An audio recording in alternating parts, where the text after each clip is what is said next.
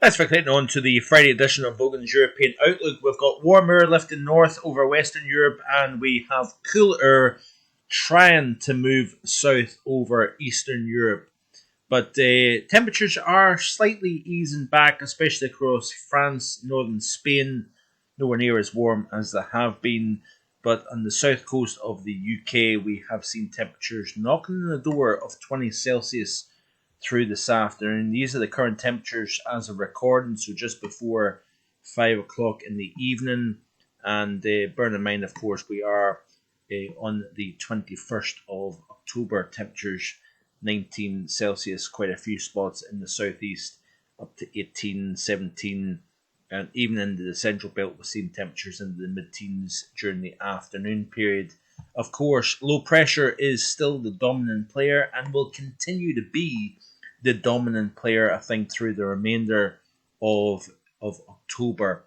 Question marks still over the month of November, but we've got a situation well highlighted, well documented here. We've got systems that are coming out of the northwest, dropping down, forming areas of low pressure, then getting lifted northeastwards with high pressure over the continent. So as I play through the loop, we continue to see this setup taking place. Areas of low pressure deepening with the trough to the west of Iberia, and of course with the trough west of the UK and west of Europe overall. We're allowing that open door of warmth coming out of Africa, northwest around these areas of low pressure. So, overnight temperatures struggling to get below 10, 11 Celsius. A few spots maybe even stuck into the 12, 13 Celsius range, which is fairly warm for the time of the year during the overnight period. So basically average temperatures that you would expect during the daytime at this time of the year are being experienced during the overnight period. So as we press through the weekend, we've got a new system that has dropped into the trough, developed, and then moving northeastwards with its rain, with its spell of windy conditions as well. And that will continue to be the case as we move into the new work week. We start to see subtle changes taking place. We start to see a relaxation in the pressure field to the north of the UK. So therefore, the main core of low pressure is going to actually start to head northwards. As you can see here off the GFS chart, we're starting to see a change in the overall pattern. This is Friday of next week here, and you notice here the trough positioning, instead of being down here to the southwest of the British Isles, it's kind of more to the west of the UK. All the while, however, with the trough to the west, with high pressure over Europe, we maintain this warmer than normal theme. We're stuck in a rut, and there is very little change on the horizon overall. If you notice here, if we look at the GFS ensemble, this is the 500 millibar height anomaly chart here. So this is the 5-day increments. And you notice here that the initial upcoming 5 days, we've still got positive heights compared to normal. Iceland, across the Scandinavia, down over Europe, trough positioned to the southwest. As we play through the loop, you notice here that the trough position, both the trough, both the high, kind of lift northwards here, and therefore we are not entering a colder theme. We maintain this unsettled theme, this warmer than normal theme, out of October into the month of November here, and that looks as if it's going to continue. These are the temperature anomalies for Europe through the month of October so far, and we are starting to warm the anomaly here, the monthly anomaly over England and Wales. Still average conditions across many parts of Scotland, with the exceptions of coastal Moray and down the east coast. Across Ireland, we're warmer than normal. England and Wales, pretty much warmer than normal also. And if you notice here, the precipitation anomaly, of the model. Let's go back to the upcoming 7-day period.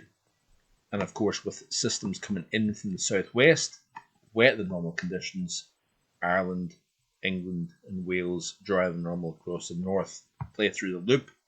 Notice here that the wetter than normal theme stays to the west of the British Isles, and Ireland here drier than normal theme across much of Europe. So we are entering a slightly drier theme across the European continent. 2-meter temperature anomalies, very little in the way of difference here. Upcoming 5 days, very warm compared to normal here. And as we play through the loop, depart the month of October, into the month of November, it's still warmer than normal. So we're, like I say, we're stuck in this rut, and there is very little change. But I'm pretty sure, October 2009 was warm and wet. October 2010 was warmer and wetter than normal as well. I have to look at that because definitely we didn't have particularly cold spells. We did have wet spells, very wet, in fact, during the mid and latter part of the autumn. I'm sure November of 2009, possibly 2010, of course, we ended up going very, very cold during the second half of the month. But I'm pretty sure it started off warm and wet, and then it changed on its head to the complete opposite from the start of the month versus the second half of the month. November 2009, I'm pretty sure I can remember it being a very, very of course, we had the flooding in Cumbria, a record-breaking flooding at that, but it was also very, very mild as well. So that's something worth pointing out. I also want to point out the fact that back in 2000, the first time I bought a house was 2009. It was actually in a previous life, if you get what I mean, and that happened, and then we had the 2009-2010 winter.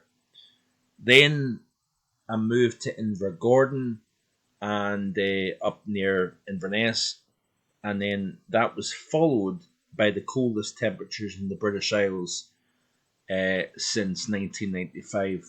My partner and I actually went up to Kinbrace, and the temperature was down to minus 21, 22, minus 21, minus 22. I can't remember which, but it was the coldest temperature. Braemar hit minus 23, the coldest temperature for the British Isles since 95. So it, of course, surpassed anything that was seen in 0910 and also December 2010, which, of course, was the UK's coldest in over 100 years.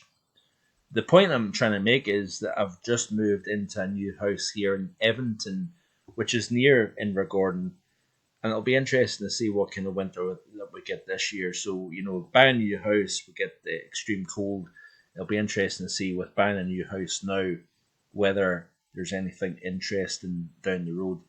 I still stand by the fact that I think overall I'm going for a warmer winter compared to normal. I think we'll still see some impressive cold shots this upcoming winter. I think we're overdue now a cold winter compared to recent years. So we'll wait and see anyway. But that's it for today. Thanks for watching. Do appreciate it. Please like, share, and subscribe. And I will be back again hopefully tomorrow with more. Bye for now.